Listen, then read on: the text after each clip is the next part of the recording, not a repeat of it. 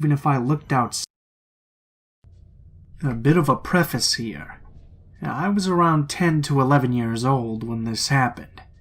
Old enough to stay home alone, but not old enough to recognize some red flags.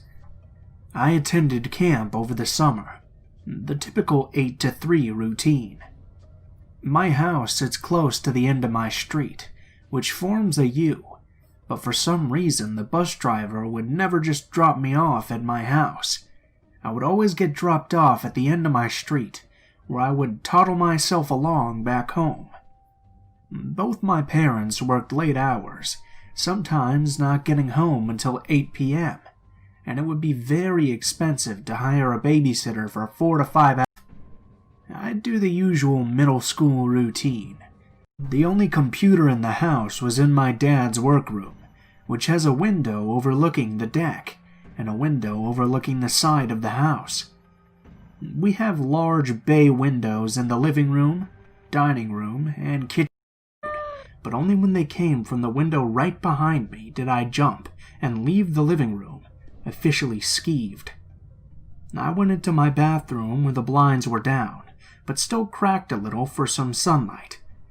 I tried to read a book, only to hear a meow come from outside my bedroom window. This was enough for me to call my dad, concerned that maybe the cat was hurt, but I couldn't see it to be sure. He said he would have the neighbor come check it out home from work, thinking it was funny because the cat had followed me around. What he told me next made my blood run cold.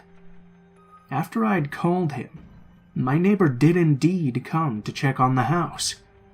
What he found were large footprints, leading in circles all around the house, clustered close to the walls so that even if I looked outside, I wouldn't be able to see anything.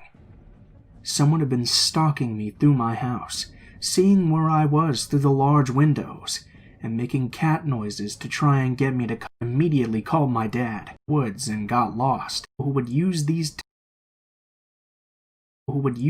tactics to try and lure kids from their homes, and from there do whatever they wanted with them.